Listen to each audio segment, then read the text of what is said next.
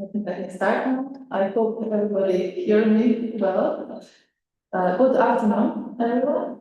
On behalf of the Department of Asian Studies, Faculty of Humanities, University of Pula, I would like to warmly welcome you to today's lecture by our professor, Sherzod Muminov from the University of East Anglia.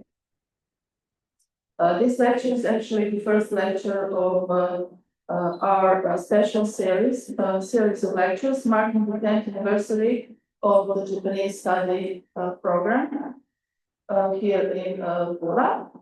And actually, we started this program in 2015. After these 10 years, we are happy to be able to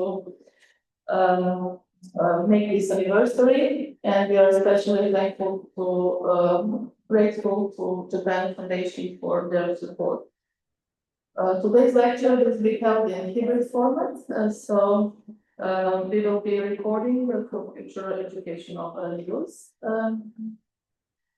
Let me tell you a few words about our professor. Professor Sherzod Muminov is actually associate professor of Japanese history at the University of East Anglia. He holds a PhD from the University of Cambridge and a postgraduate degree from institutions in the UK and Japan. He actually taught at various universities, at the University of Cambridge, but also as a guest lecturer at Waseda University, Rikyo University, and University of Tsukuba in Japan.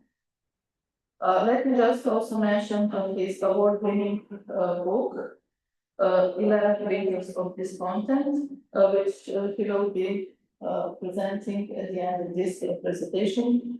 So we can hear also about this book, which got the John Whitney Prize. So please join me in welcoming the professor.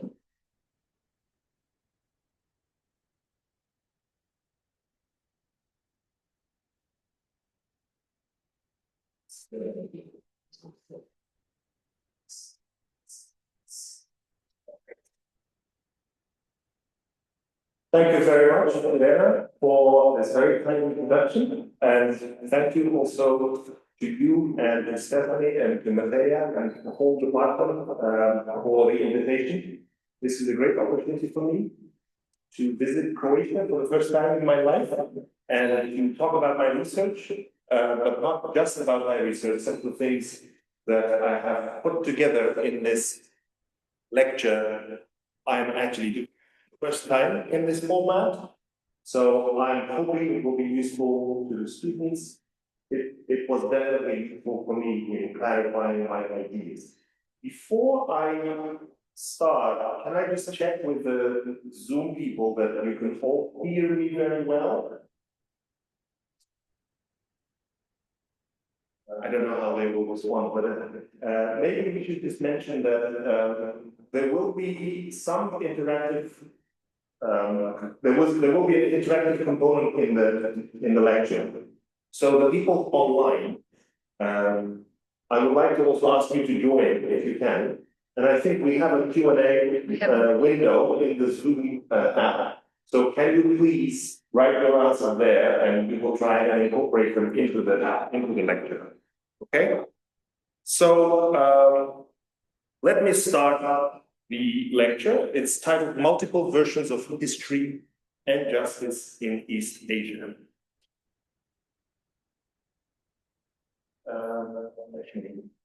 Okay, so in my teaching at the university, I always use this exercise, or warming up exercises, and I hope this will also help you guys to get into the subject a little bit, maybe to start thinking about it.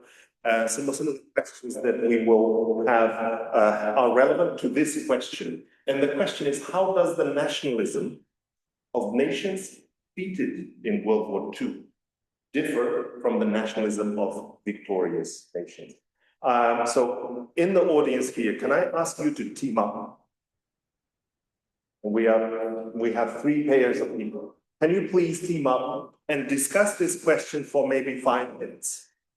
And then we will have a bigger discussion. And those on Zoom, please also just write your answers in the Q&A box.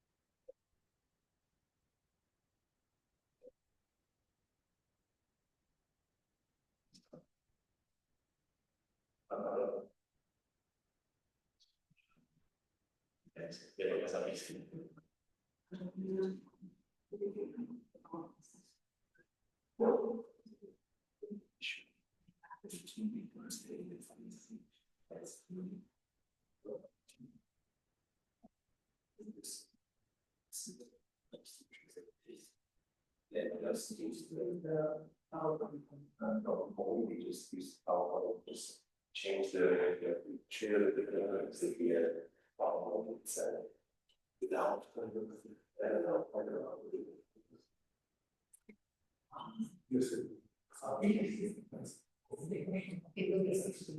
yeah, obviously, share the screen and see if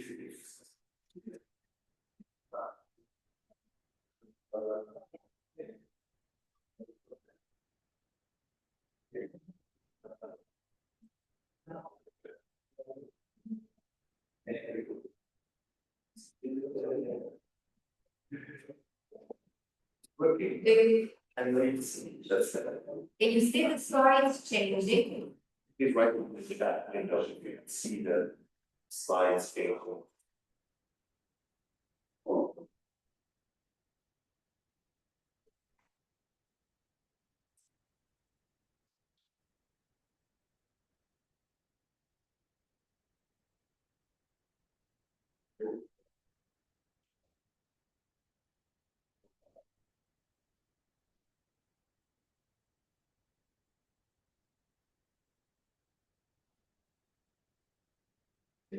Yeah, you can choose a watch there.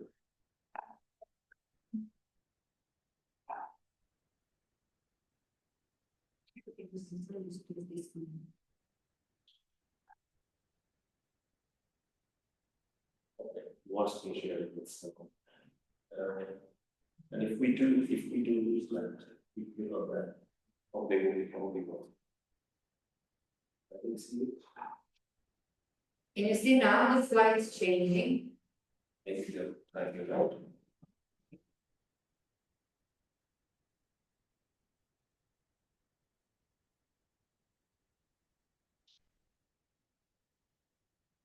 They said they couldn't. Slides page now. Ready. Okay, so we can continue.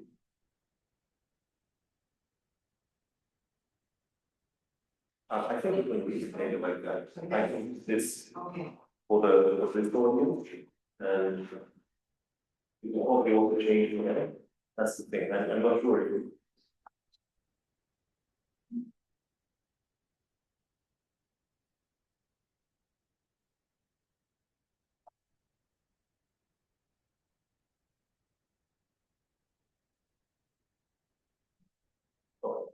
so they said that it's changing. So as long as it's changing, then it should be great.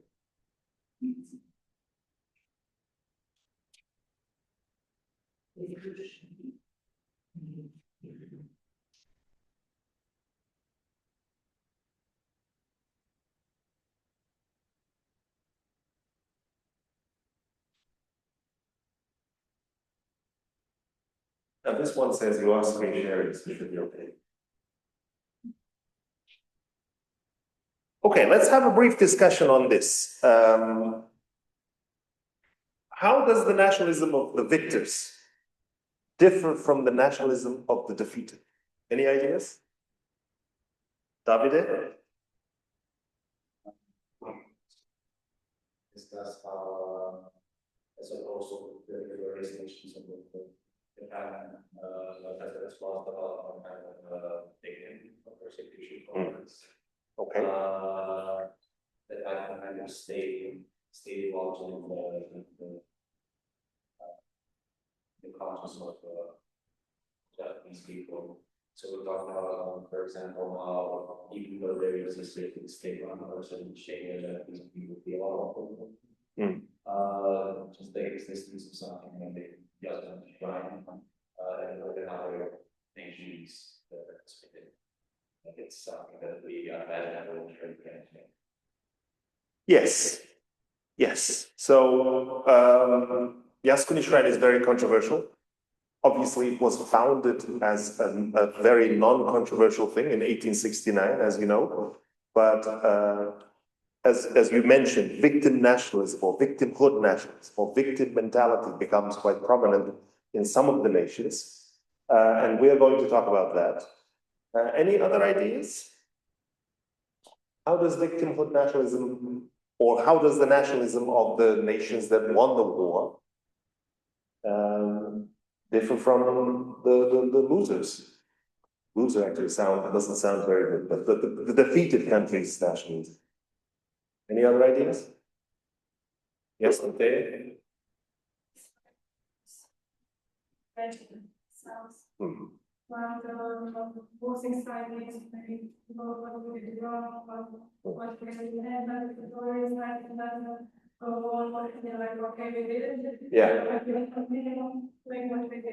Yeah.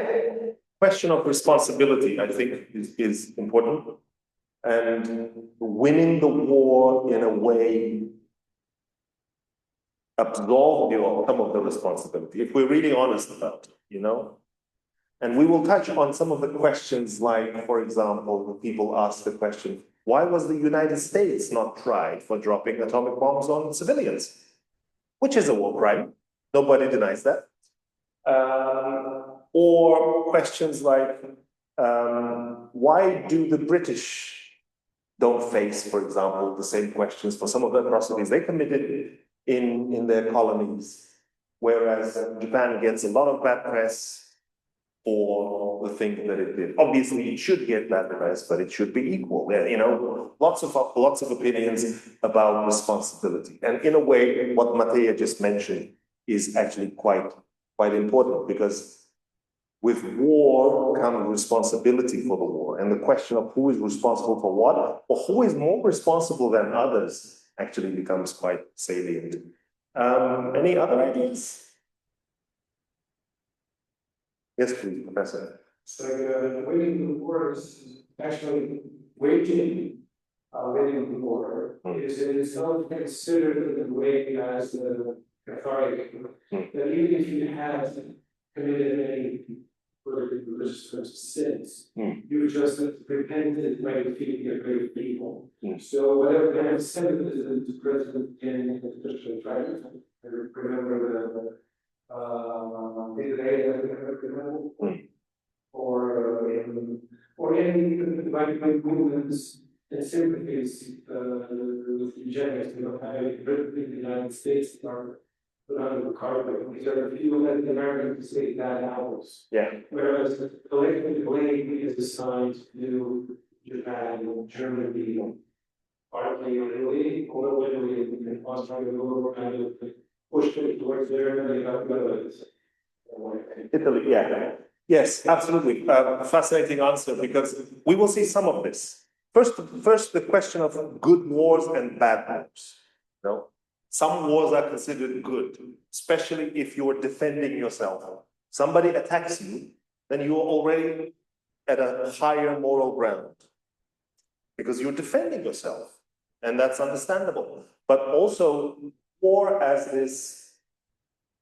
as a way for a nation to reorient or reorganize or to purge some of the events, or the idea of bad apples that you mentioned is also really important. We will see an example of that in the Tokyo trial, in which you had a nation of 70 million, but only 7 people were hanged.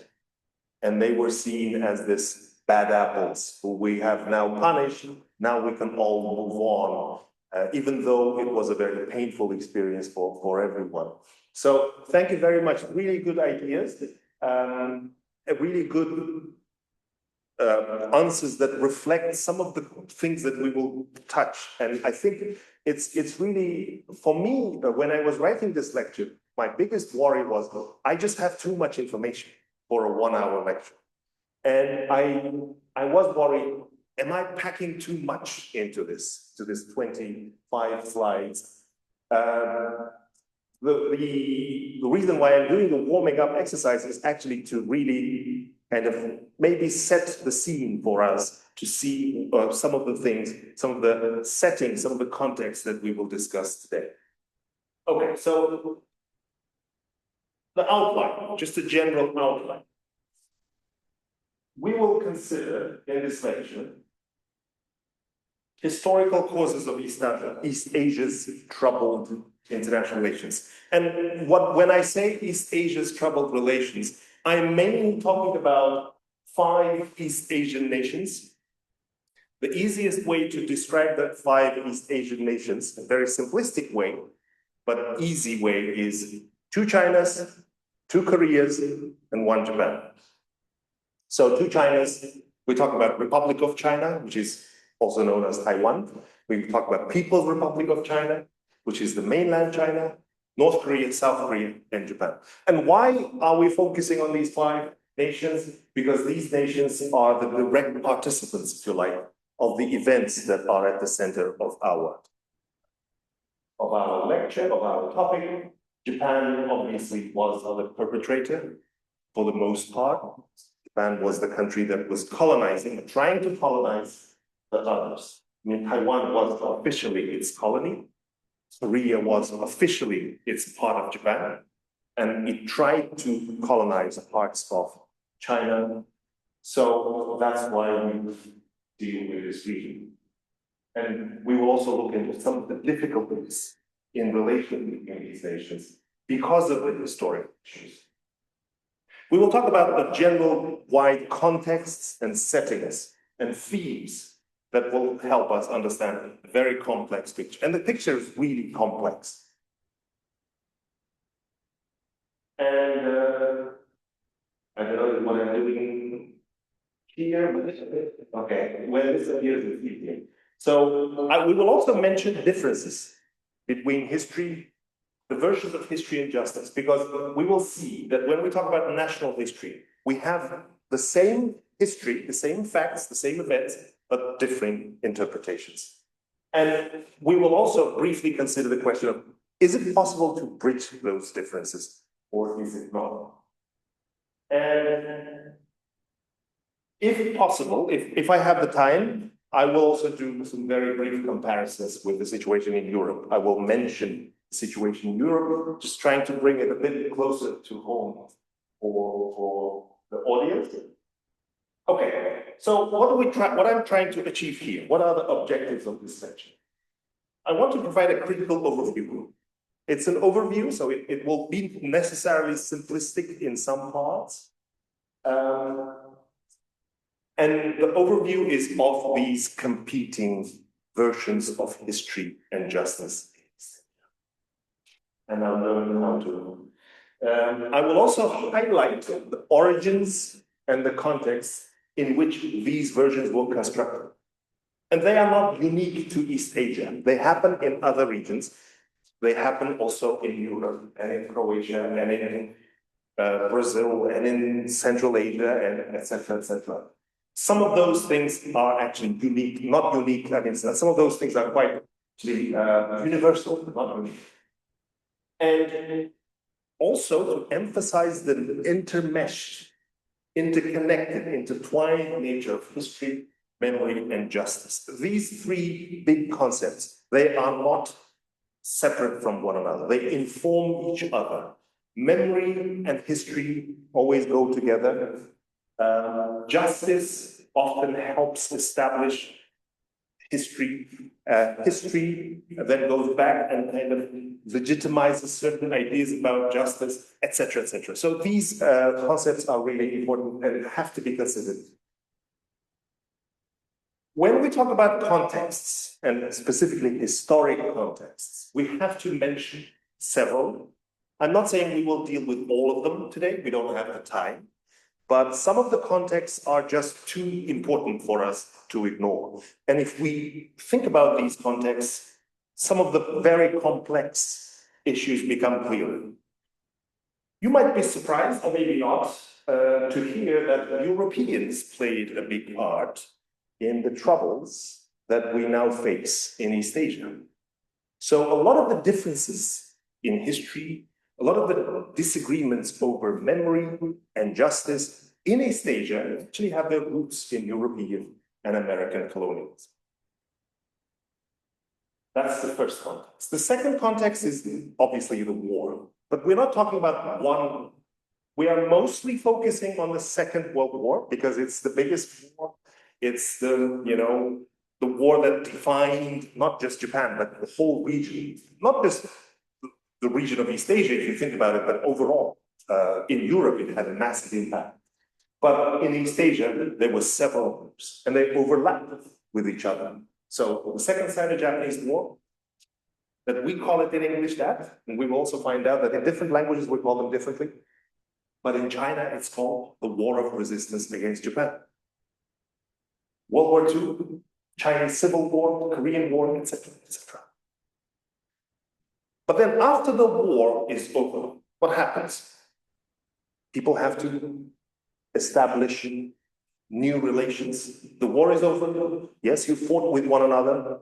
You killed lots of people, of each other's citizens. But now you are in peace. You need to come to a settlement. And how these settlements were handled and how some of the people responsible for the war were punished is also quite important in how you write history. Then the most obvious big setting that actually defines how we think about history of the 20th century is probably the Cold War. And we can't avoid Cold War. The three other contexts, which we will mention, they all also are related to the war and what happens after the war. One of them is migrations and the unmixing of peoples. When empires collapse, and I think people of Croatia know this history very well. There was once an empire called Austro-Hungarian Empire, which collapsed at the end of World War I. And then what happened was described by, I think it's apocryphal, but everybody says Lord Curzon, the English politician, talked about unmixing of peoples. So I don't know who said it, I don't care actually, but I'm using this concept of unmixing the peoples because when empires collapse, people unmix. Why? Well, because empires mix people. That's what empires do. And we will also talk about that.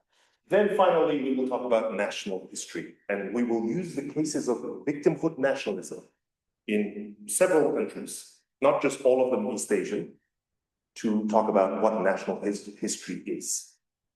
Okay? So my worries are related to these slides. You can see that I have just too much stuff, but hopefully we can make sense of it, and hopefully it will also be clear to the people online. Okay. Let's talk about maybe the most distant thing in terms of history for us, Euro-American colonialism in East Asia, and why it's important for our time. At some point in what Eric Hobsbawm called Age of Empire, European powers and the United States became interested in East Asia. Why? Well, there may be many different answers, but Marxists would say they ran out of markets. They needed new markets. Religion, people who are interested in religion will say they wanted new people, new converts. You can look at it from various points, but it's not, there's no one single answer, but somehow all of the European powers decided to come to East Asia. Why did they not come earlier? Another good question. Well, technology changed around that time. So the invention of the steam engine in the 19th century made it much easier for these European powers to come to East Asia, and cheaper also, not just easier. So a lot of these European powers became interested in this big pizza that you see on this image. And that pizza was, of course, China. And it coincided with a period in Chinese history when China, Qing dynasty China, became actually very weak for a variety of reasons. And it just could not fend off these foreigners. So scramble for China started. China became the sick man of Asia. And everybody was trying to take advantage, including Japan, despite the fact that Japan itself is an Asian country. So we see all of these incidents in which China was humiliated. Opium Wars with the British, Taiping Rebellion, Sino-French War, and many other examples in which China was facing off disparate European powers, but all of those powers actually kind of wanted one thing, a piece of the cake. I'm oversimplifying here, but you get the idea. They used gunboat diplomacy, they used treaty port imperialism, pick your own term, whatever works, but it was basically the Europeans coming to China and dictating certain things. When China didn't agree, gunboats were used. The same methods would be used also against Japan, starting from the 1850s. So the goal was to make these countries, Asian countries, concede. Let the Europeans come and trade with them, create these legal enclaves in which the European powers would not be subject to local wars. And Japan also had to agree to this. And China had to agree to this. And for Japan, this was a wake-up call. Because for centuries, if not millennia, China was an incredibly important nation for Japan. Not just nation, civilization. Japan learned a lot from China. A lot of the things came from China. The script, architecture, religion, you name it. Lots of cultural things came from China. But at the same time, Japan also had a love and hate relationship. In the hate part of that relationship is always in the fact that the Chinese always looked on the Japanese as if they were their tributary nation. The Chinese emperor never called the Japanese emperor emperor. He always wrote letters to the Japanese emperor saying, to the Japanese king. And this was an insult to the Japanese emperor. So that relationship was also important in getting the Japanese to think about what's going on to China. If these Europeans, who are very strange people, the Japanese use the term komoji, red-haired people. These red-haired people have the best weapons. They have the best ships. So they have made China itself concede. They must be good. So, and then what happened, obviously, we know what happened, the major restoration in 1868 and Japan's rapid modernization. The realization that if we don't modernize, if we don't imitate the Europeans, we will become like China. And we don't want to become like China. Because they could see what's going on in China. And as a result, Japan imitates not just Western technology, not just Western learning in universities, not just Western dress, they also imitate Western imperialism. And in a few decades, Meiji Japan tries to treat other nations in the same way that the Europeans were treating Meiji Japan. For example, Korea. They come to Korea and say, you have to sign a treaty with us. If you don't sign a treaty with us, we'll go to war with you. So Japan joins the imperial club. The European empires don't admit it very quickly, but Japan becomes a power. But China, of course, remains that weak, disorganized empire, which continues to be, attacked from various sides by the Europeans, by America, and now also Japan. So that's the background of colonialism, and hopefully it will become clear why it was important. And some books that on many of the slides, I have some books that I would recommend to the students who would like to learn more about this. The two of these books, at least, are classics. So Pomeranz, Great Divergence, and Hobsbawm's Age of Empire. This book is more recent, but it's also really good. Osterhammer's Transformation of the World, Global History of 19th. Okay. Now, when we talk about competing versions of history, memory, and justice, as I already mentioned, we are talking about the same events, but with different interpretations. Same events is also questionable, because some of the sides, some of the parties, for example, China and Japan, disagree even on the events themselves, even on the facts. I'll give you an example. Nanjing Massacre. There are people in Japan who say it never happened. And even those who concede that it did happen do not agree on the numbers. It's like Holocaust deniers in Europe. Some people deny Holocaust never happened. So, yeah, I'm oversimplifying, but we're still talking about the same events that everyone knows about. They are in history books, history textbooks, but they just can't agree on what that means and what an event means. And for me, history, memory, and justice, as I already mentioned, are communicating vessels. So they feed each other, they correspond, and they are very difficult to separate, and we will not try to separate them. We will just mention them as separate but connected entities, connected concepts, connected vessels. There is this cliche that one side's invader can be somebody else's liberator. Or one man's terrorist is another man's freedom fighter, as another way of putting it. And again, this is quite important because for some people, for example, the Soviet Union, for example, was the liberator. And then millions of people still think that we liberated Europe from fascism. People believed in it. People really, My grandparents' generation, my grandfather was in the war. He went to Berlin. Well, we defeated them. We are very good. You know, we're good people. We saved them.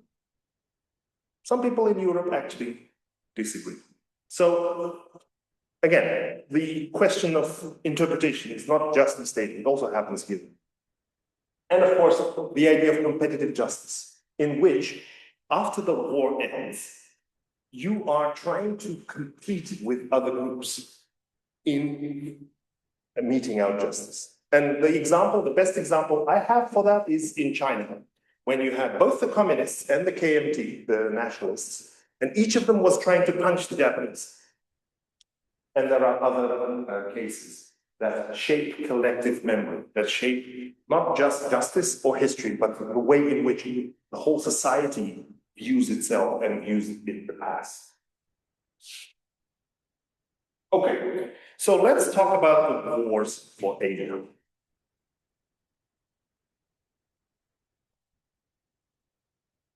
Because the wars for Asia are the events which are at the heart of our talk today. There were early wars. The early wars are also quite relevant, although I will not talk about them because we don't have time. The first Sino-Japanese War is really important because it surprised a lot of people in the world. Japan, as I mentioned, was a junior partner to China. Japan was always the little brother, or at least, I mean, the Japanese didn't admit this, but for China, Japan was always the little brother. And in 1895, sorry, this is my mistake, it should be 1895, not 1905. Japan actually defeated Qing China decisively and relatively easily, which nobody expected, nobody. Because Qing China was this, yes, it was weak, yes, it was, you know, disorganized, there were lots of disagreements in its government, but it was still the empire. And then Russo-Japanese War, 1904-1905, was even a bigger surprise, because this is the first time in history when an Asian nation defeats a European empire, which is unthinkable. I mean, in modern history, I have to say, maybe in pre-modern history will have happened. But both of these wars set Japan on a course that then leads to bigger wars. Both of these wars convinced the Japanese that they are a special nation, that they have special responsibility to liberate Asia. Liberate initially, culturally, in terms of civilization, in terms of technology. Why? Because the belief was we are the first Asian nation, and only so far Asian nation, that has managed to modernize. So we know how to do it. You need to follow us. If you don't believe us, look what we did to the Russians. That kind of idea. But of course, it also makes Japan quite addicted to this new status. It's still a junior partner among the big club of the so-called great powers. You know, all of these, you know, all of the great powers, the Britain, France, all of those old European powers with the United States added to them. But of course, for Asia, Japan is a big power. And then you have this, this timeline. I have tried to make them as visible as possible, as visually clear as possible. And these two wars are quite special. The Chinese Civil War and the Korean War, they happen slightly later, but they are also, of course, outgrowths of this big war. The big war we call Second World War. I will come back to this slide. But these three wars are all kind of overlapping. So let me ask you about this. When did the Second World War start? Just to show you that we are talking about, there are as many wars as there are nations. Just give me a date or a month, please. When did it start? Exactly. So that's what we call the Second World War or World War II. In Europe, it's an important distinction. It started 1st of September with Hitler's attack on Poland, and we know the history quite well. And it ended on the 2nd of September 1945 with Japan, the signing of Japan's instrument of surrender on battleship Missouri in Tokyo Bay. So this is what we call Second World War. But if you're American, you talk about the Pacific War. Because for the Americans, what didn't start until December 1941, you know the event associated with it. The Pearl Harbor, the Japanese attack on the US Navy base on the island of Oahu in Hawaii. But if you're Chinese, you don't use any of these terms. I mean, I should have used the Chinese term here, but this is not strictly the most recent interpretation, because the Second Sino-Japanese War, that we call it, or in Japan, is often called Asia-Pacific War. And in the wartime, it was called Greater Asia, Daitoa sense, is one way also to talk about the war in China. And it starts in July 37, not September 1939. Do you know what happened in July 37? The invasion of? Yes. Actually, July is a bit earlier than that. The invasion starts in earnest from August onward. But what happens in July is what we call the Marco Polo Bridge incident, in which it's a non-event. It's a complete non-event. It could be resolved there and then. But the Japanese aggressive military politicians and the military use this as an excuse to invade China. But even this red arrow, which is the longest period that we have so far seen, is irrelevant now for China, because the Chinese government now uses a different timeline. They go all the way back to September 1931 as the beginning of the war of resistance against Japan. And what happened in September 31? Yes, so the Manchurian incident happened. 18th of September, today is 15th, so almost an anniversary. 18th of September, the Japanese Kwantung Army officers blow up some railway in China. It wasn't even badly damaged, and they use it as a pretext to take all of Manchuria. So why am I showing you this? Why am I giving you all of these timelines? I'm showing you this to show that in East Asia, people even don't agree about when it started and when it ended, let alone the names. The names are very different. In each nation, there is a different name for that war. In Japan, it used to be called Greater East Asia War, Daitowa Senso. After the war, it was very convenient for the Japanese also to adopt this timeline. Taiheiyo Senso, Pacific War, because it's easy to forget everything that happened before 41. It's convenient. And then, of course, now there are many other ways. Japanese historians sometimes use 15-year war, Jugonen Senso, which is, they have their math is really bad.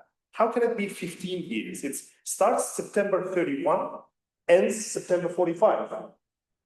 That's 14 years. Anyway, they use that. So it's very difficult to agree on even these basic facts. But when it comes to interpretations, it's even harder.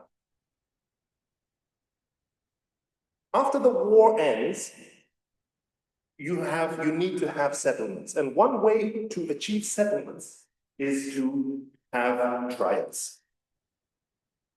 And war crimes trials in East Asia are also problematic. Why? Well, it's a big question. Because the war crimes trial that everybody talks about is the so-called Tokyo trial.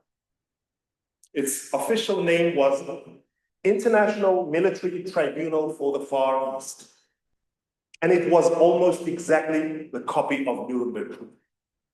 So the Allies had the Nuremberg trial in 1945, and then they take that trial and they use some of the procedures to set up the Tokyo trial. The Tokyo trial lasts a lot longer, lasts almost 3 years. And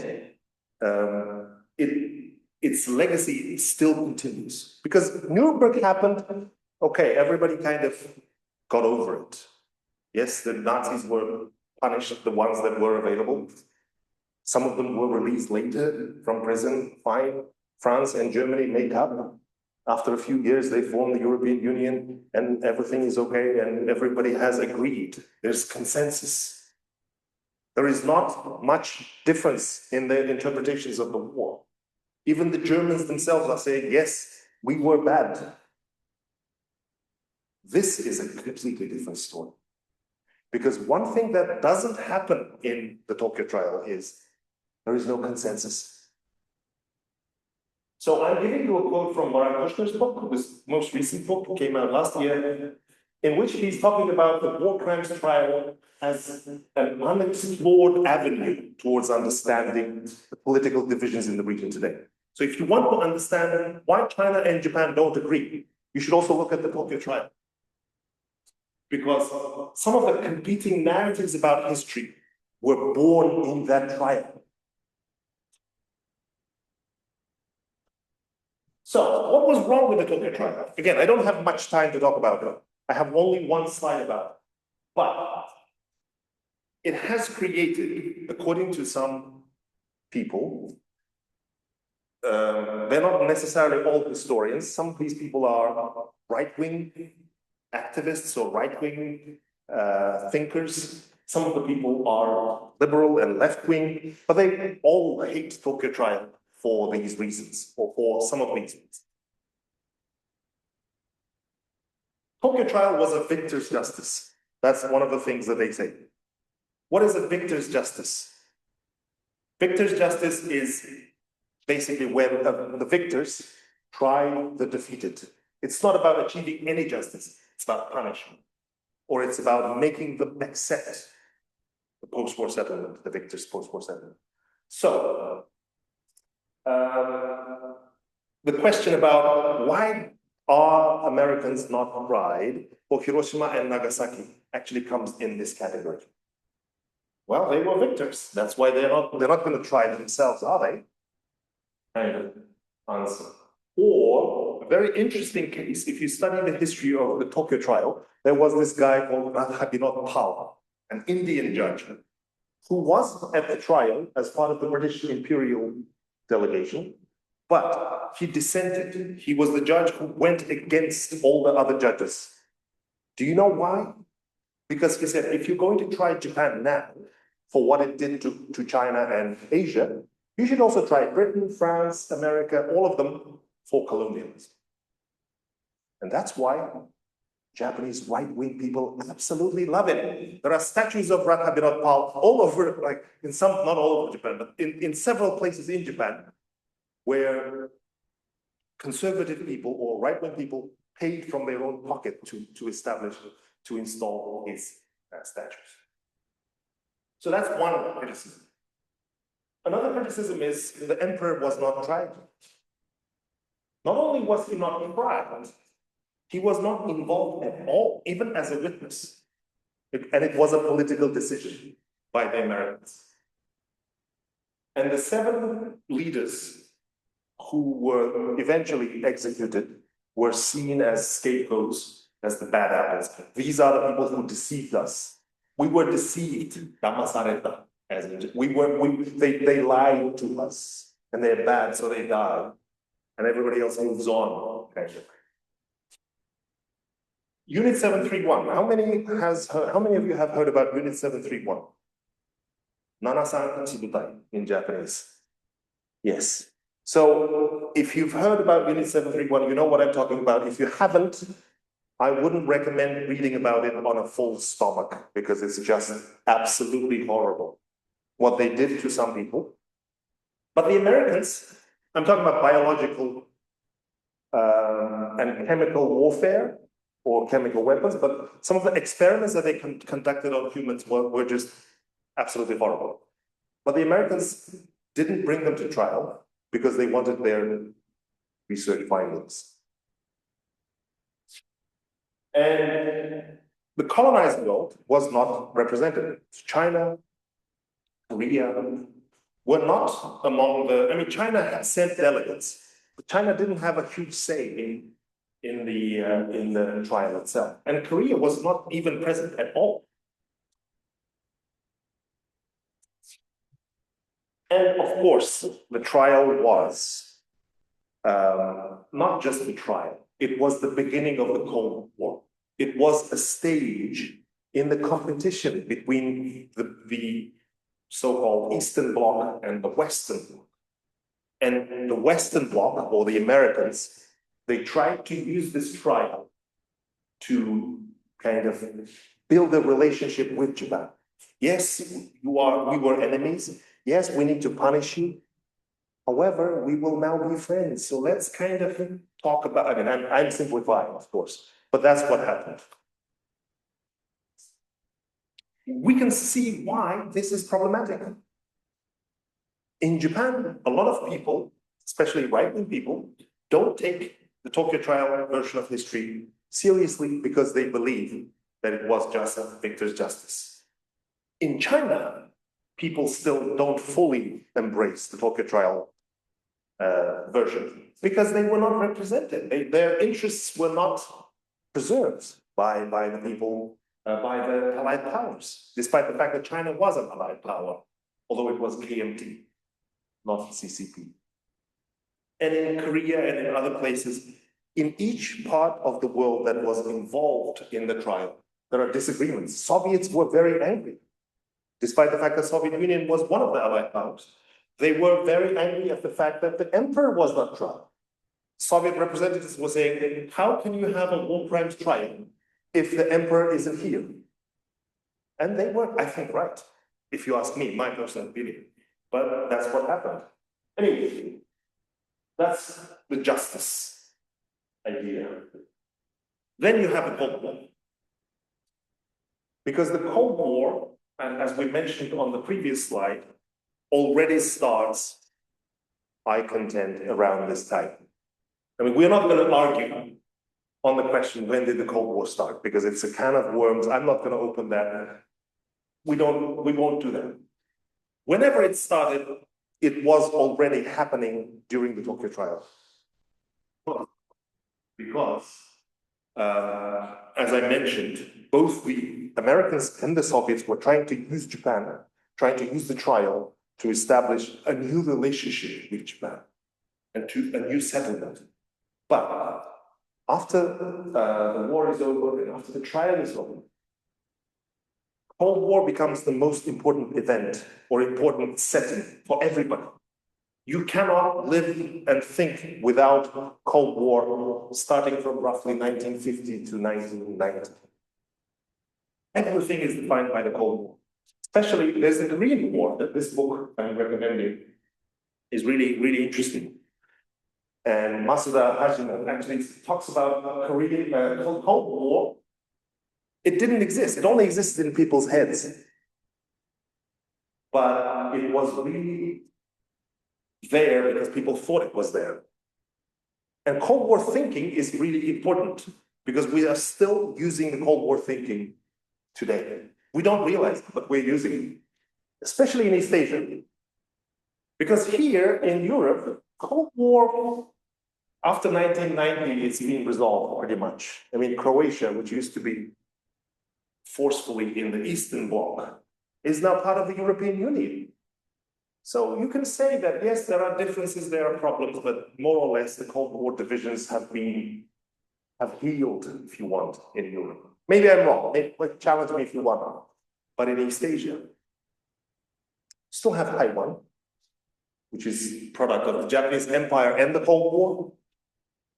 And if you've seen the latest parade in Beijing, which was about 10 days ago, 2 weeks ago, when the Chinese celebrated the 80th anniversary of the victory over Japan on the 2nd of September, and showed all those weapons, including some smart weapons and AI weapons. Why are they doing it? Well, Taiwan, and of course, every other thing. The Korea is still divided. The divided Korea is a product of Japanese Empire and the Cold War. So it's very real. The Cold War is very real in East Asia. And it still changes people's thinking in East Asia. People may not realize that it's because of the Cold War that they think that way, but it's important. Now, this is my favorite part of the lecture. What we call post-imperial unmixing of the peoples. So, we did mention the fact that after the First World War, several empires collapsed. We mentioned the Austro-Hungarian Empire. What else collapsed in the First World War?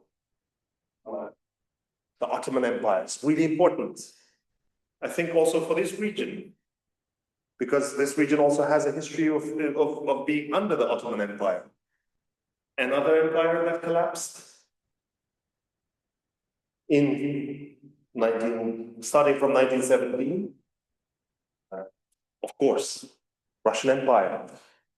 So that was probably the biggest kind of death of empires moment in history. However, very few people talk about the collapse of the Japanese Empire, at least in the West. And in the Second World War, this empire collapsed. And I contend that East Asia is still dealing with that collapse, But what do we mean by unmixing? Here, I mean a very complex process of dividing what once was an empire into several nation states. And it might not seem that important or it might not seem that complex, but trust me, it is. Why? Let's think about what an empire is. An empire is by definition multicultural, multi-ethnic, cosmopolitan entity. Empires try to be inclusive, because if you're not an inclusive empire, you will not last long.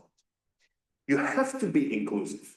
You have to be, tolerant. You need to let people in various parts of your empire to keep some of their identity, to keep some of their, like the Austro-Hungarian Empire did, There were no nations in the Austro-Hungarian Empire. There were only provinces. But each of those provinces had a degree of autonomy, had a degree of culture. Same goes for the Ottoman Empire, the millet system, in which they let Christians be Christians. They didn't force Islam on people. They didn't force their own way of life or their culture on them. But once an empire collapses, all those various entities of the provinces, they become something new, something completely different. Because the nation state, by definition, is confined by its borders, and it privileges only its own citizens. And it, not always, but often, especially the empires the nation states that emerged from the collapse of these empires, they were mono-ethnic nations. Not all of them, but many of them. And when you have a mono-ethnic nation, you only prioritize that ethnicity. And everybody else is excluded pretty much. I'm oversimplifying, but you get what I mean. So from a very broad and multicultural cosmopolitan understanding, you have a narrow exclusivist kind of entity. And several of them, of course, but each of them are like their own thing. And they have these borders that are drawn between them. And those borders are important. Why? Because borders contain not just the nation itself. They don't just contain the territory or the population. They also contain way of thinking. They also contain history. They also contain version of justice. Hopefully it will become clearer as we go on. So what happens when this little empire, which is pink and red, So the red parts are the parts, I don't know why title this is, but the red parts are the parts that were part of the Japan proper, parts of the empire. The pink parts are the parts that Japan held during the war, very briefly, and then had to give back after the war. Anyway, this is what happens. If you look at this map, which is the US occupation map, created by the American occupiers, you have these squares with numbers in them. So each number actually stands for roughly for the number of Japanese citizens in these areas. So MacArthur, General MacArthur, who was the supreme commander for the Allied powers in Japan, had a big job on his hands. It wasn't just keeping Japan safe and secure, keeping the order, because people were hungry, people were angry, people were scared. And in an example that is quite relevant to Matea's research, before the occupation army landed in Japan, the prostitutes of Tokyo volunteered. They said, we will go out and give ourselves so that our chaste sisters, that's what they said, our innocent sisters are not raped. Because the wartime propaganda had been very, very persuasive. That's what people believe. The Americans will come. They will kill the men and rape the women.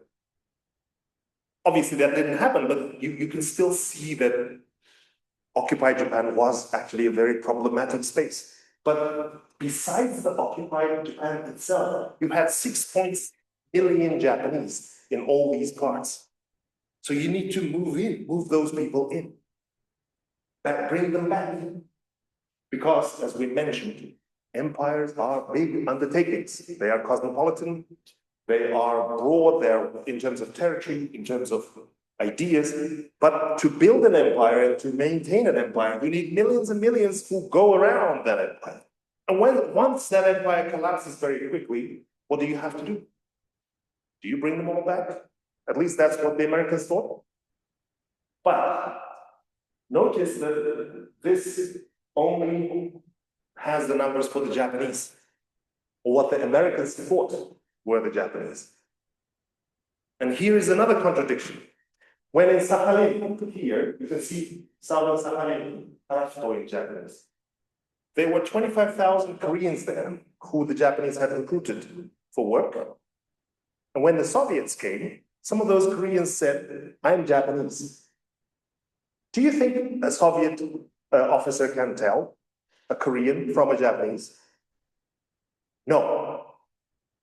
But even someone like me probably wouldn't be able to tell in those days, even though I speak Japanese.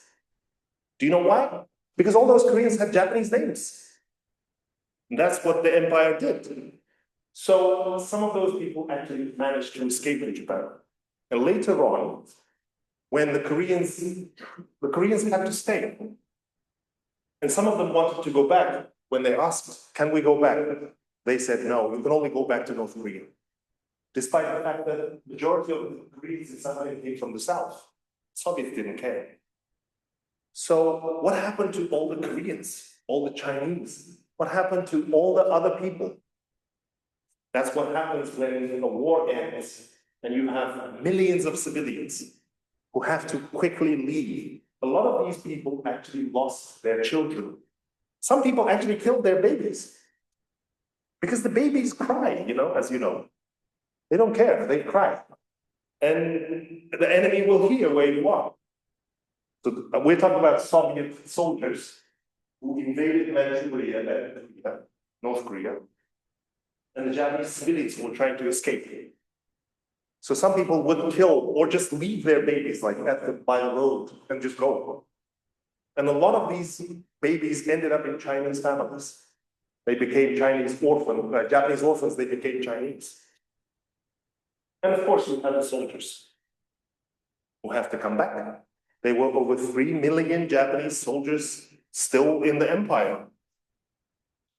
So this is just an example, just one example of what happens when an empire collapses. And empires are very messy entities. It's very hard to make everything nice and neat and clear when something like a Japanese empire collapses. So, okay, the empire collapsed, people were moved around. Now we have nation states. One of those nation states is Japan itself. From yesterday's empire that was promising everybody to liberate Asia from Western influence, it's now a nation that is mostly worrying only about what happens to the Japanese people. Same goes for Korea. Same goes for China, although China is a more complex story with the civil war. So what happens is you need a national history. All nation states need national history. Why? Can somebody tell me? Why do we need a national history? Can you just not study world history? It's not a trick question. I'm just curious. Why do we need national history? Yes, Matea. History for you to begin knowing how the similarities that this nation has. Absolutely, identity. So history is a big source for identity.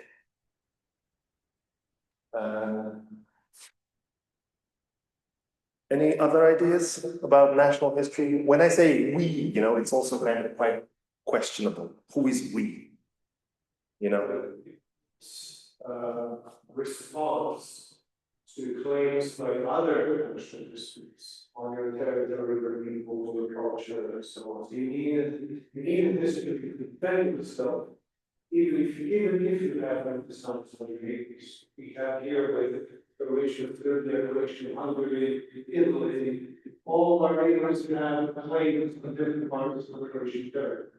And we need to have a sound academic historiographical defense that can mount against these things. Absolutely. So territory.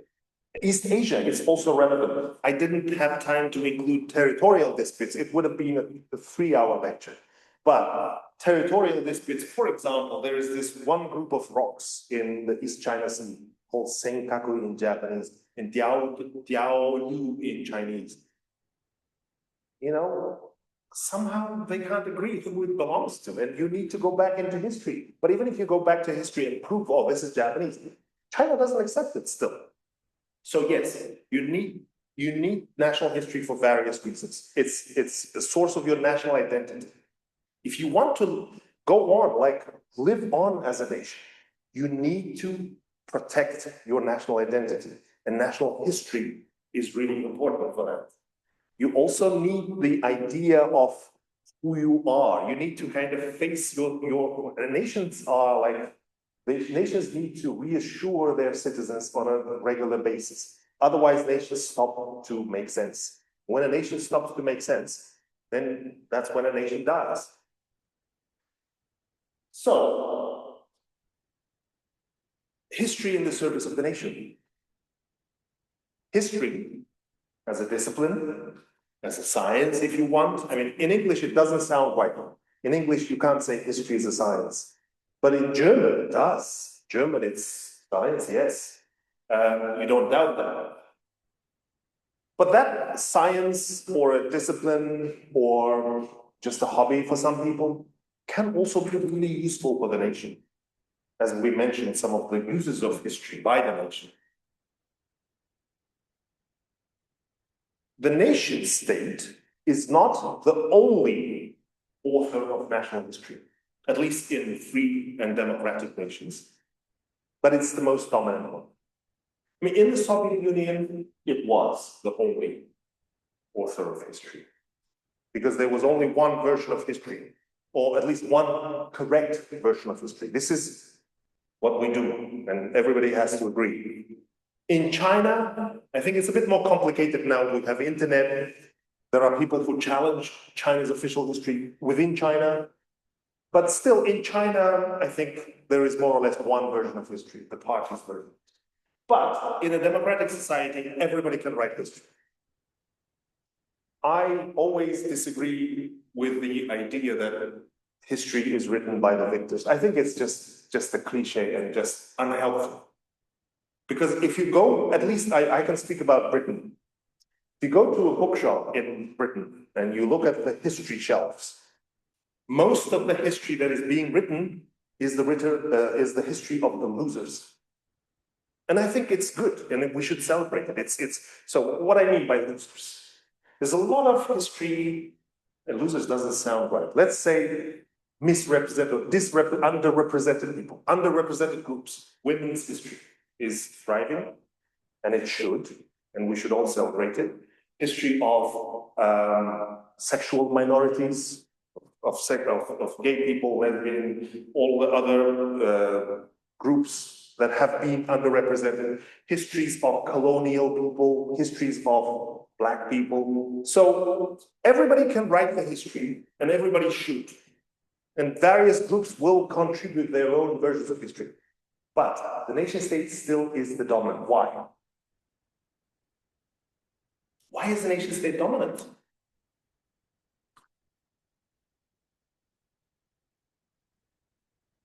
Again, it's not a trick question. Why is nation state the most dominant writer of national history? Sorry? For its own survival. For its own survival, yes, it does it.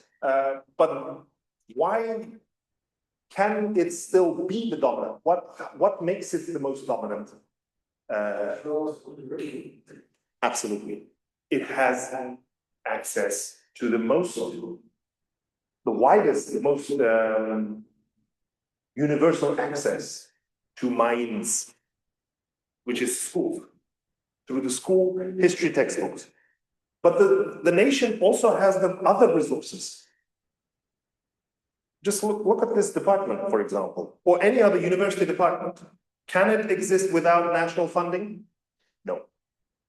Can I come and lecture you about national history if some nation, be it Japan or Croatia or Britain, doesn't pay for it? Question is, I can, but will I? If somebody doesn't buy or pay for all of this, probably not. So in a way, what we are seeing today is like, this lecture is even an example in national history. Various national histories even. So the nation state has the resources, which nobody else has. Nobody else. No other actor has the same amount of money, power, access as the nation state. However, this doesn't mean that the nation state is always right or national history is always good, because some of the disadvantages. National history stops at national borders most of the time. It doesn't really go, it's not interesting. It's not because it can't go outside of the national borders, because it mainly is worried about what happens in the nation and for the nation. And that's not a good thing. And I will provide you an example. Another disadvantage is it's kind of quite narrow, and it's primarily concerned with us. And for me, it's the biggest disadvantage. That, as this image demonstrates, our nation, us, we're always good. I'm not so sure, kind of history. And it's, that kind of history is, we might still say that it's just so old, like it's so 19th century, so 20th century. But for some nations, it's not that old. I think your nation was born roughly at the same time as my nation, 1990s, right? As an independent nation. So, for example, when my nation became independent in 1991, everybody suddenly became, our nation. We are writing our history. The Russians, the Soviets actually occupied us, that kind of history. So it's an always kind of ongoing process. But once again, national history does not provide a full picture. So let's look at this example of one type of national history, or you might also call it a mindset, victimhood nationalism. Because Victimhood nationalism, I think, is the best way to delineate or to describe national history. And what is really interesting, as Ji-hyun Lim, the Korean historian, has written, victimhood nationalism is a universal thing. It doesn't matter if you are actually the victim. Your nation still uses victim nationalism. Why? Because Jenny Atkins, the political scientist, wrote, every nation state, as Mattia mentioned, is built on the history of violence. Nation states are products of violence. Well, Max Weber would say, nation states are violence. They are daily violence, because it's only the nation, only the state that has the monopoly of violence within its territory, right? But when we say nation states are built on violence, we mean usually some very bad event in the past, which then the nation state uses as an inception point. Usually war. Just look at Russia, for example, current Russia. Almost everything within the current Russian national identity is related to what they call the Great Patriotic War. Or Korea. I study East Asia. I don't speak Korean, but I'm really interested in Korea. So everywhere I go to museums, to national museums especially, but also history museums. So if you go to Korea, I would recommend that you go to the Korean National Museum of History, I think it's called. I might be remembering the title, but you can't miss it. If you go to Seoul, it's between the American Embassy and the palace, Gyeongbokgung Palace. So its location is really prime location. It's there, maybe the only museum that's there, because every other building is a Ministry of Defense, Ministry of Unification, American Embassy, so very, very important buildings. And the reason why that museum is there is because how important that museum is to Korean national history. And if you go into that museum, it's not a big museum, because you can see it in 1 hour. Almost everything you see there is about Japan. And I'm, as a historian of Japan, and I'm not a Japanese person, I'm thinking, this is a very interesting museum. I wish I could bring my students, because I could show, not just tell them about it, I could show this is what it means when you say a nation state is built on collective trauma. And Korea, or at least South Korea, I mean, North Korea too, to an extent, its whole national ideology is built on victimhood in the hands of the Japanese. Pretty much, I'm oversimplifying that, yes. So, in the next few slides, we will see some examples of victim nationalism, and we will start with PRC. And this book, again, all of the books I have on these slides, I can recommend wholeheartedly, because they expand on everything I'm talking about. So never forget national humiliation. In Chinese, like national humiliation, as in, I mean, we will see what it means in Chinese context. So in China, both KMT China and CCP China, this was a very prominent idea. The China was humiliated for 100 years. And it starts with the 1840s. We did mention the Opium Wars. And both Chiang Kai-shek, the nationalist leader, and Mao Zedong, the communist leader, claimed that we ended the century of humiliation. So Chiang Kai-shek used this after the war with Japan ended. He said, now the century of humiliation is over. Now China is no longer going to be humiliated. And then Mao also said the same thing in 1949. And it means that during this 100 years, and we mentioned we showed China as this big pizza that everybody is trying to eat.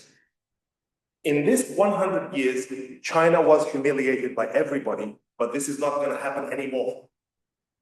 So that kind of idea, I think it's a genius idea. because it contains victimhood. Yes, we were victimized by all these bad guys.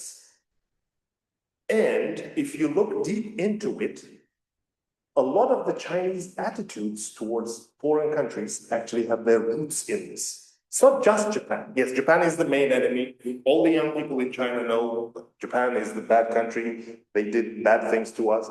But it's also Britain, it's also America, it's also France. And depending on your situation in foreign relations, this century of humiliation can be used against any country. It's very convenient. We talked about the war against Japan.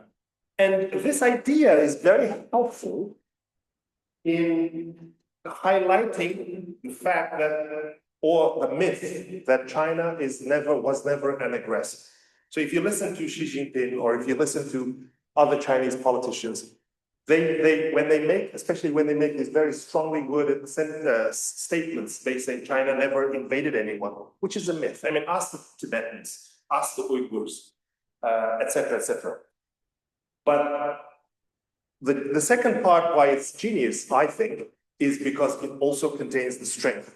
Yes, we were victimized, but that's not going to happen again because we're strong now. So it's a very good and double-sided message. Japanese victimhood nationalism is kind of quite different from that, because Japanese national victimhood is built on the war itself and on Hiroshima and Nagasaki mainly. So nuclear victimhood, atomic victimhood. But we mentioned the misleading part. We mentioned what happened in victimhood at the hands of the West. After the war, all of this becomes kind of a way to move away from what Japan itself did during the war. And Japan's victims are not really included in this victimhood. So James Moore wrote about this. Interestingly, Japan also had a component of being, just like China, kind of comparable, because before the war, in the first half of the 20th century, the Japanese felt that the Western powers are not including Japan in all the things that were happening in Europe. So that was also part of the victimhood nationalism, as you can see in this paper. That victimhood is really actively used these days by some right-wing people who talk about, this thing that is often you hear from the right-wing people, kateba kangun makeriwa zokudun kind of idea. The winner takes it all kind of idea. Some people believe that the Great East Asia War was not a war of aggression, that Japan was defending itself. Because if you ask me, like, ridiculous, but yeah, I mean, people believe that. And then, of course, they reject the Tokyo trial version of history because they think that the Americans were responsible for everything. And, I mean, I'm coming to an end now, sorry. But even an aggressor can claim victimhood. This is what Putin said. Putin actually used Soviet victimhood in the hands of the Nazis during the Second World War to justify his aggression against Ukraine. And interestingly, we can all see it, but in Russia itself, this is taken very seriously. So victimhood works, even if you're an aggressor. And I've just made these kind of victimhoods or competing narratives that each of these nations actually uses, I mean, on the example of China and Japan, to claim that, yes, we have the right to say this. We are right. We are correct, despite the fact that others might think differently. So the Chinese say, we've suffered too much, victimhood nationalism. So we can do whatever we want. And also because we are powerful. Whereas the Japanese, and this is actually from Abe's speech in 2015, sorry, in which he says, let's move on. I will skip this slide because it's... So, conclusions. Is reconciliation in East Asia and elsewhere? I'm very skeptical, especially about East Asia, because if you want to reconcile these versions of history, you need to have reciprocity. So it's not just you concede and then I concede. No, you need to actually really, you need to have these nations coming together, reciprocal, being reciprocal and mutual. And there should be political will and interest. But I don't think there is political will currently. You need to have to overcome political points for it.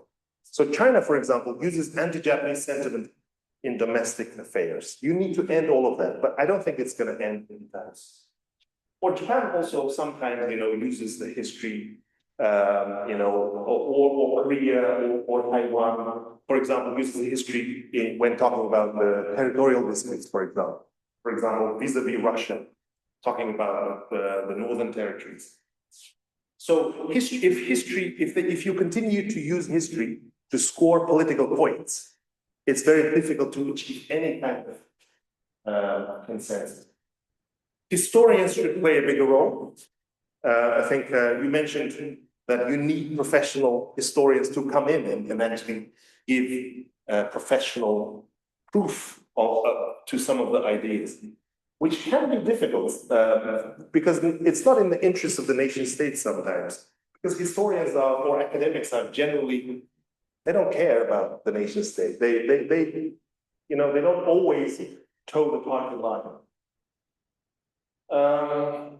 And of course, you have to have mutual respect, which is very difficult in East Asia, unfortunately. However, national history isn't the only approach to history. And two examples of approaches that are alternative to national history are global history and transnational history, which I'm sure you know very well. Some definitions of what global history is, in the sense that global history doesn't necessarily oppose national history, but it provides a different lens through which we can look at societies and some of the processes that were not necessarily across the globe, happening across the globe, but they have a global significance. And there are some global histories that show some optimism for us because brilliant books like this actually demonstrate that a truly comparative perspective is possible and that it kind of liberates a lot of people from the national history. We mentioned that the nation is the most powerful writer of history because it gets into our heads when we're still children. It's very difficult to shake the nation off, very difficult. But if you read global histories like these or many others, they provide various alternative versions or alternative ways in which to think about history. And final slide, I'm going to use this to talk about my book, because there are certain events in history which are impossible to understand within one nation's history. And the Siberian internment, Shiberia Yokuryu in Japanese, is one such example. So when the war was ending, in the last weeks of the war, Soviet Union took captive 600,000 Japanese. I mean, many more than that, but about 600,000 ended up in the Soviet camps. So they took these people and transported them to the Soviet Union from Manchuria and from southern Sakhalin and from the Kuril Islands, and didn't give them back for a long time. So that's the history that I write about in my book. And why is this Siberian internment impossible to understand if you just rely on national history? First reason, it didn't happen within the confines of one nation. It started in Manchukuo, which, at least on paper, was an independent state, was actually a puppet kingdom run by the Japanese. And only a few months after the war would become China. But even in China, it was contested between the Chinese nationalists and the CCP. Then, from there, it moves to the Soviet Union, and it happens across the Soviet Union. And when it ends finally, when these people are returned to Japan, they come back to post-war Japan, which is very different from pre-war Japan. So many of them don't recognize the Japan because it's occupied Japan. They come back, and remember, these soldiers had fought against the Americans. And they hated the Americans, not because they are bad people, but because the propaganda was the Americans are the enemy.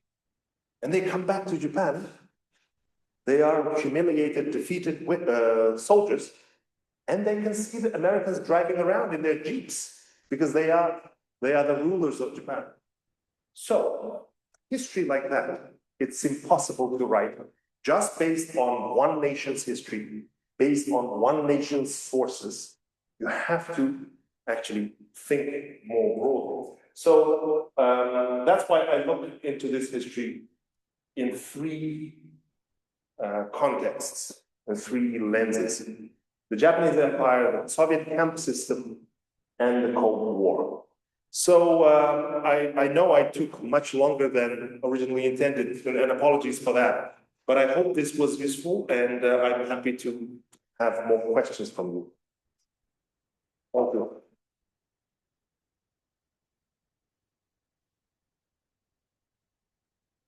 Yes, please. I have any comments. Yeah.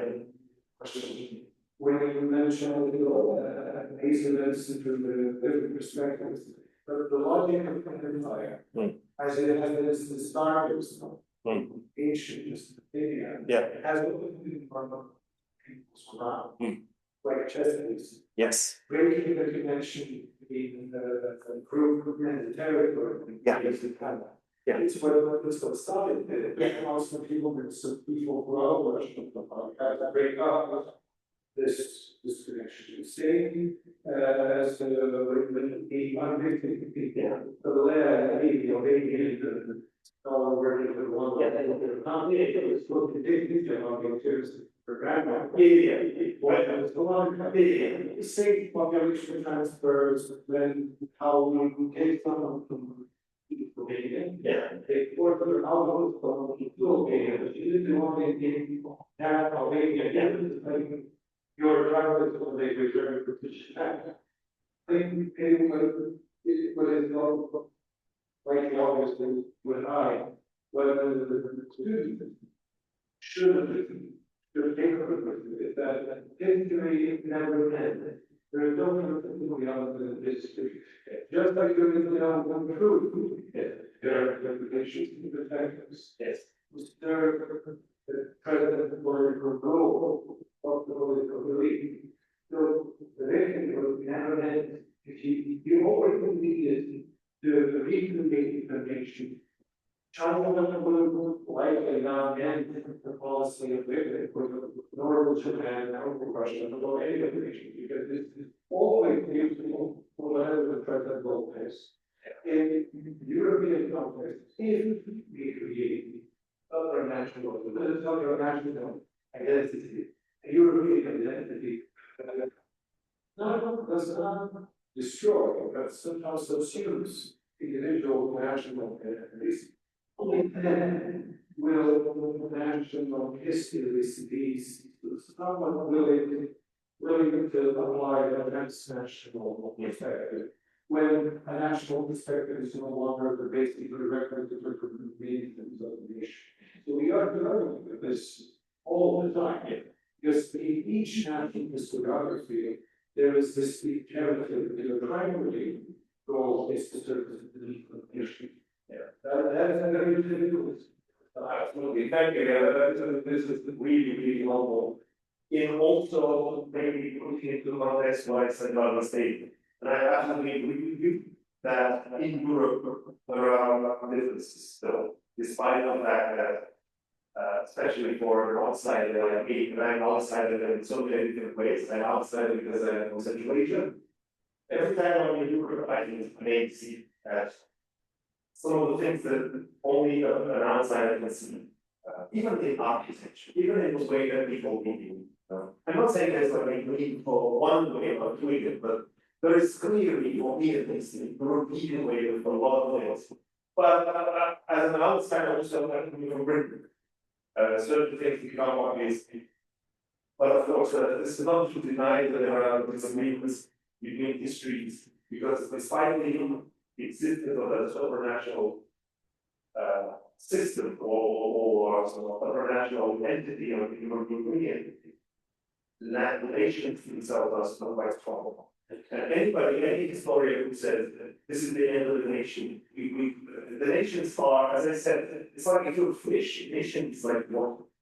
And the fish don't always know what there is. They don't have to it. And we also are like that. I mean, from childhood information, it takes us being very young, like my own. We become a little bit of child. It's so hard to have to move away from it. The nation is, you know, very, very hard to shape off. I sometimes when I hear some Russian war songs, despite myself. Because I actually know this community. I was there when all of that was put in my brain. I didn't have any little thinking skills at the time to think, no, I'm not going to take this. And also for family connections work very well. But when you compare what's happening in East Asia with what's happening in Europe, you can see at least in Europe there is some form of consensus on the Second World War. Maybe not universal consensus, but there is something on which to stand for some ground on which you can at least put one foot in Asia.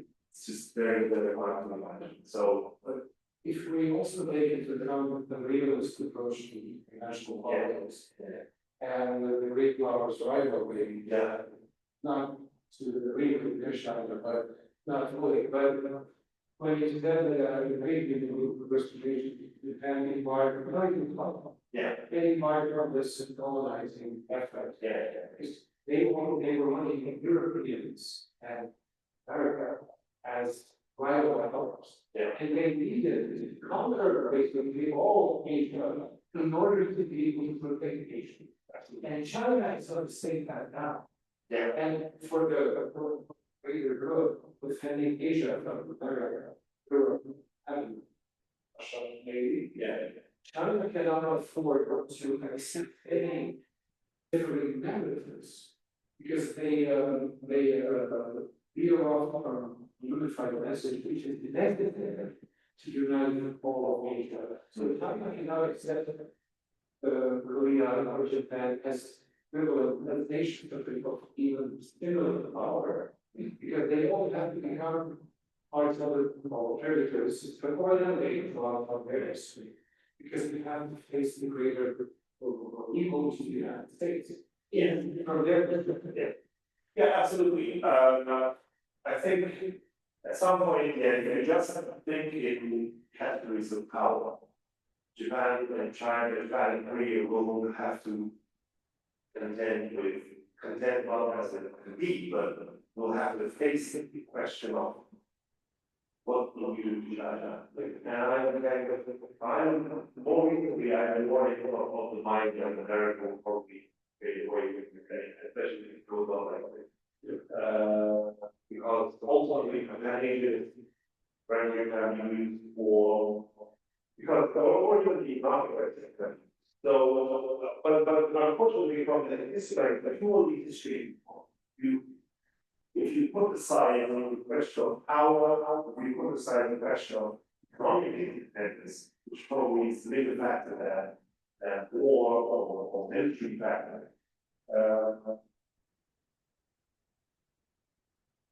the political use of history makes it so difficult to arrive at any point of compromise, yes. Any common denominator is very hard to achieve at this stage. And I mentioned, Japan being the central villain for everyone, and it is.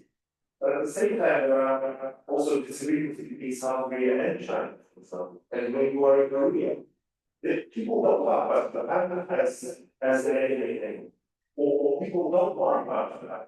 If anything, people and you will be surprised to know that Japan each year Japan is measured of foreigners visiting Japan. Each year, a larger number of foreigners is coming to Japan. So last year, there were 41 million tourists in Japan, in a nation of 125 million, which is massive number, partly because of GDP. But can you guess the nation that sends the biggest number of, the biggest group? Which nation did it come from? And my thinking was, it must be China. It wasn't. It was not real. So, I think I'm using all of this to say this. Don't take what I said too seriously, because yes, it's important, because this is the topic I was asked to present on. And it's important because the political and historic disagreements will continue, whatever we do, whatever we want. But for good or for bad, there are other factors. And for example, the mutual economic interest or all that travel and tourism that's happening. It has to be something because and a lot more Chinese students each year. I think the number of Chinese students in Japan has been going up like at least 20% each year. And some years, there were years it was almost double, which means more people are going to Japan to study for various reasons, and probably more factor. So it's going to be very interesting to see historical disagreements and resolve through that. But I don't know, yeah. So any other questions? Thank you. Yes, David. I also have Yeah. from the interesting question that we have as on the students. But when you were mentioning this is just about the negative period, I think that definitely is an issue. There's a program that I think of the I can start to say it's all sociology and stuff. Yes. And basically the rest is out of all my theorizing that the idea of Japanese originally is really popular in Japan now, which is obviously not true. That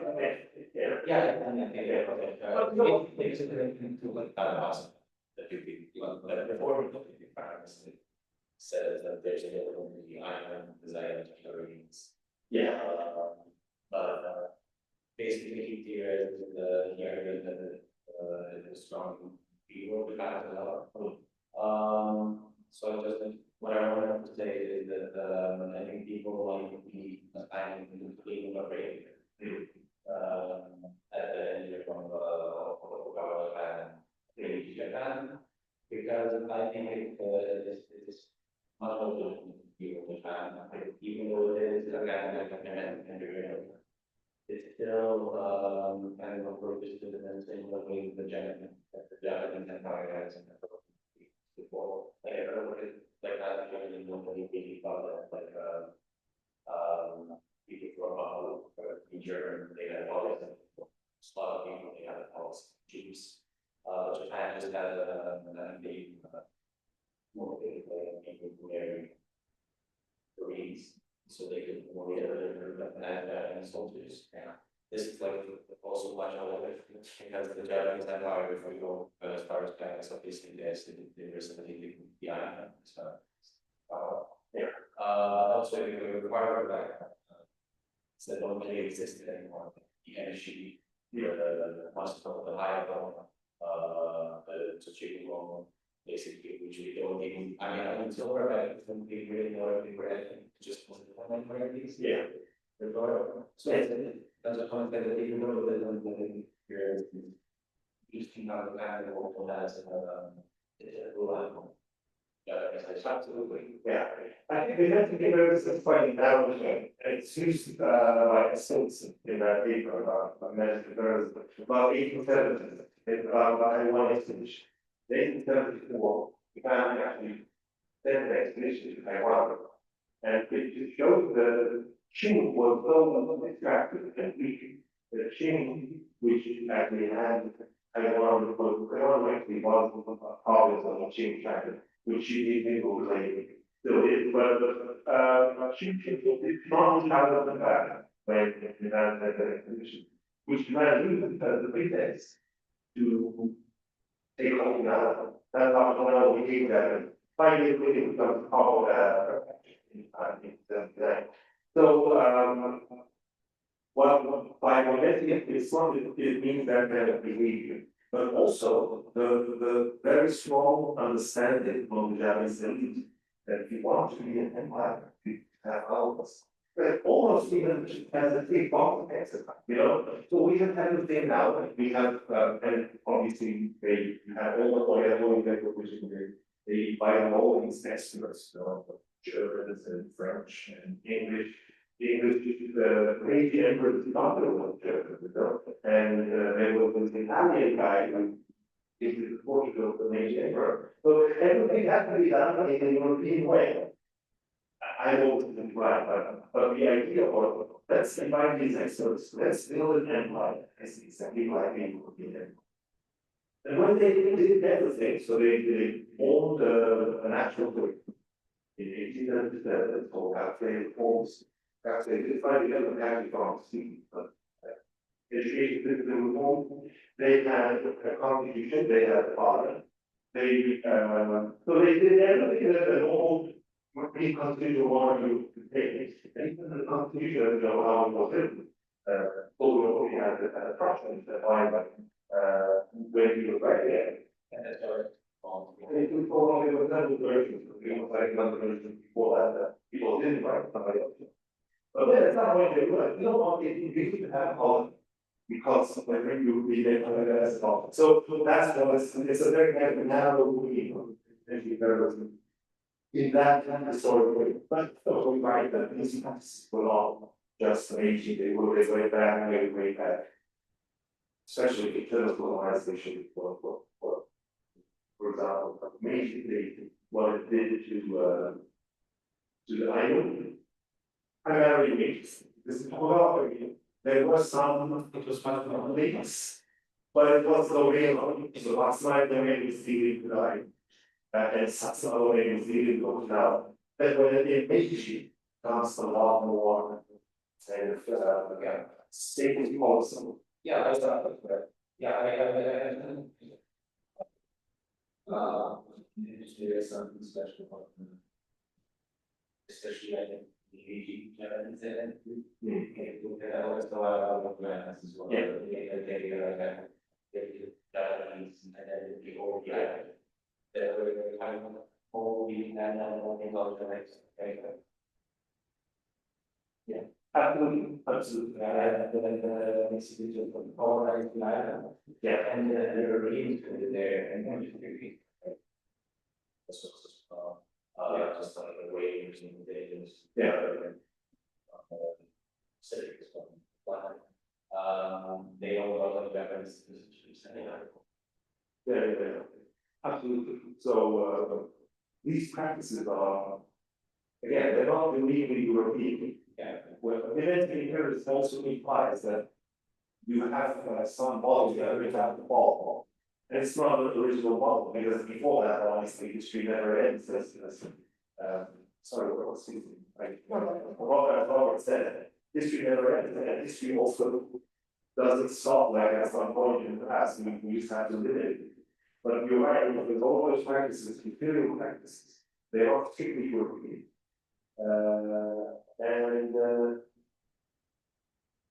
In the period that Japan imitated them, the Japanese leadership thought that this is the right course for us, because they saw what from the European imperialists in China, and they were wrong. So Japanese imperialism actually came out of, it was not a country of imperialism, it was an apprehensive imperialism. It was an imperialism that was there to prevent Japan from becoming a colony. Yeah, and then in kind of like implements it along and programs and things that issues to provide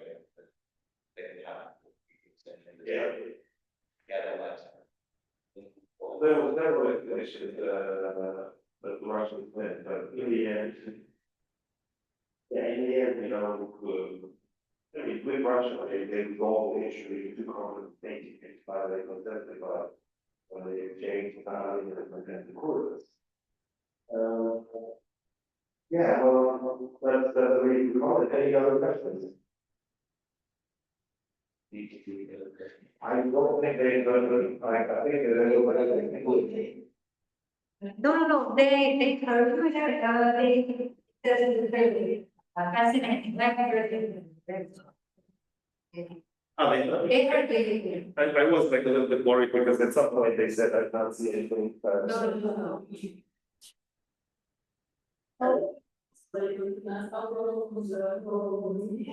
Yeah. Those very don't grow. I think immediately the very important role, especially in the framing these narratives, national narratives. Because without media, the narratives are impossible to say, especially in the media that is. We can talk about national media, which even 30 years ago was very important. But I think now we should talk about social media and all that national. And these days, especially young people, but not just young people, almost everyone, are likely to get their news from either X or Twitter, or an increasing number of people from in China from Weibo, in Japan from everybody gets their media from TikTok. Not me, but like a lot of people. So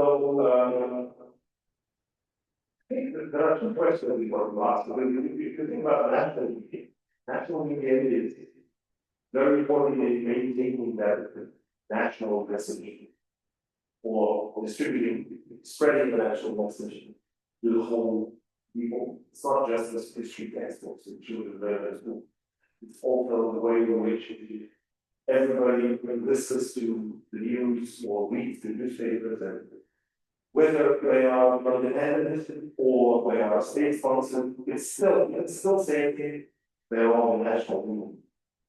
Maybe even on the linguistic kind of criteria.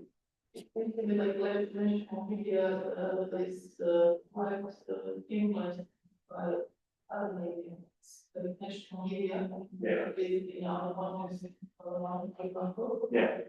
just reading was already said globally. Yeah, of course. But with policy with the national interest in mind, I think. So global media, or when it discussed globally, always exists as kind of a sphere of everybody. But each nation then uses that to put forward their own version of it, or their own interpretation of it, just like in history. For example, just take a big news story. For example, take the news story that has dominated everything in the last week, the assassination of Charlie Kirk. You know, I'm very honored, I'll be very honored, I didn't know who Charlie Kirk was. Actually, only people YouTube, because people follow that on social media. And I was actually quite surprised, this is a good example of how people interpret even something as clear, because when I say clear, there can be very little doubt how this guy was killed. Who killed him is a different question, but everybody could see how, I think we might have seen the video. If you haven't, don't see it because gory or graphic. But even if that event is like very clear, everybody knows when it happened, what time it happened, and what happened. Various people already are spreading conspiracy theories. So there are people who are, so Muslims say, oh, he was killed because he hates Muslims. Liberals say he was killed because he deserves to die and he was for guns, and now the irony is that he was killed by a gun. Somebody else comes in and says, oh, of course, it's Israel that killed him, that's why they can't find him. You know, so even like something like that can be interpreted in a different way. This is what never stops never creating authority when you have more or less well-defined event. In the age of social media, I think national media, we used to criticize it all the time. Often the national news is like, it's boring thing that we can watch, and people will watch it, especially old generations. But these days, I look back and I think it would be good to have things like that. And you can anchor yourself. Yes, it's still critical of it, still critically engaged with it, still questioning it. But now, with the with so many different sources, so many different versions, especially if you are not very well versed in history or in media, or if you just don't follow it, you're just like an ordinary person who just works somewhere and doesn't really think too much about it. It's so easy to be misled by various, and they often very difficult to even understand where this is coming from. Who is this person? What? Who is standing behind them? So, media is probably the most important. Right? You answer your question simplistically. Media is probably the most important factor in dividing people. Unfortunately, and I didn't say this, but unfortunately, especially social media, its whole business plan or business model is built on creating emotions. And how do you create emotions? By making people angry. Then that anger can be directed to political purposes by various people. And again, what I say actually does sound like a conspiracy theory, which it is, I don't believe in conspiracy. Because what we find from history, and I think any historian will tell you, that it's more complex than we think. Any history that you study, you will always be surprised, and that's the beauty of history. Because you kind of expect something, you think, oh, well, this must be because he was Jewish. No, actually not. Or you approach something, oh, this must be because this guy was or because the merchants were not interested in trading with. And then you find out that it's completely different. What conspiracy theory does is the complete opposite of history. Or any kind of research or inquiry, because conspiracy theory starts out with any answer. We academics or researchers, we don't have the answer. We try to find it. We read like lots of things. We go into our archives, we interview people. Then we arrive at an answer, and we still doubt it. And we say, "This looks like the real answer, but we don't know." Whereas the conspiracy theory actually does the same thing, but from the opposite, in the opposite order. They have already evidence. Then they use these conspiracy theories to justify or to explain. They also have this. Yeah, but then they don't know all the evidence. A lot of people who believe in conspiracy theories believe that it's 100% the truth. So that's one actually. I think it's dangerous. For example, yesterday, Elon Musk was on a video call with the British fascist. And very few people call him British fascist, but he's a fascist. Call him a Tommy. That's not his real name, right? But he is organizing this flag thing in Britain. I don't know, maybe it's in. But if you live in Britain, you don't have to see it. On every lamppost, the flag and a cheap Chinese made flag with people, I think. But they hang them to intimidate the immigrants. And the people who do this are, they don't want to solve any problems. They don't contribute anything to society. But they're doing it to create, somebody is paid for this. And yesterday, Elon Musk actually got into,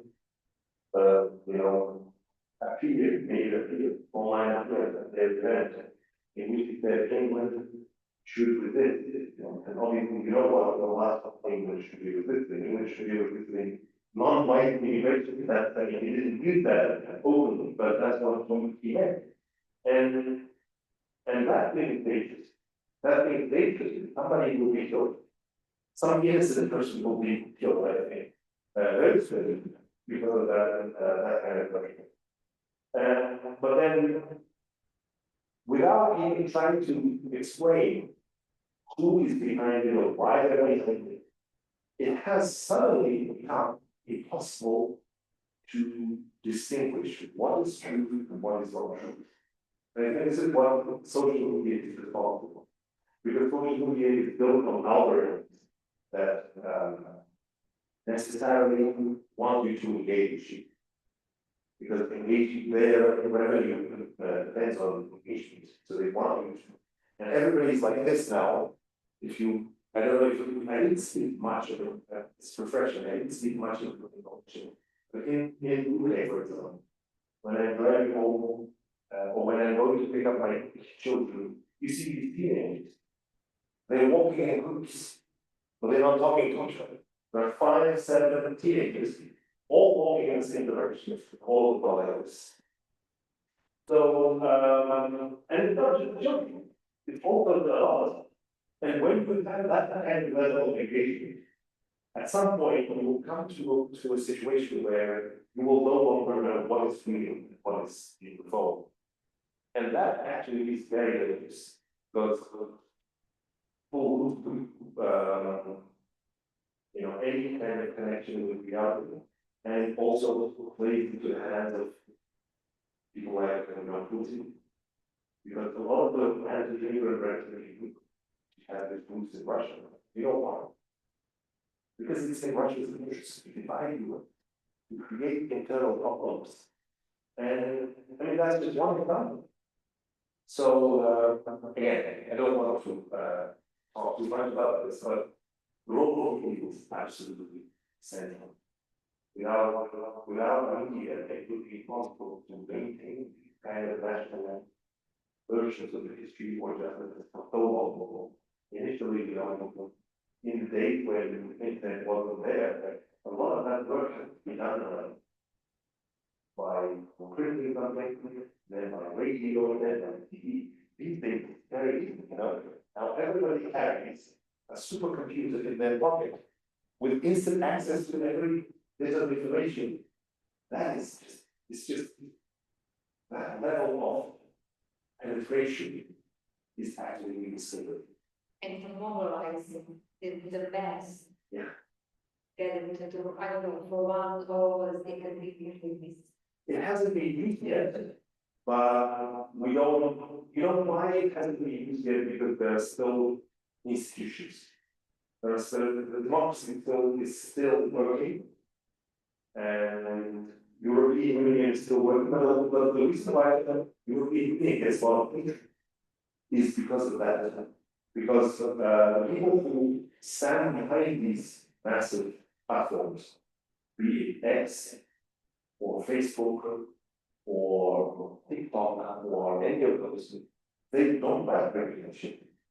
And I'm not just talking about people who use it. No, people who use it are just, they have a product, we have a product.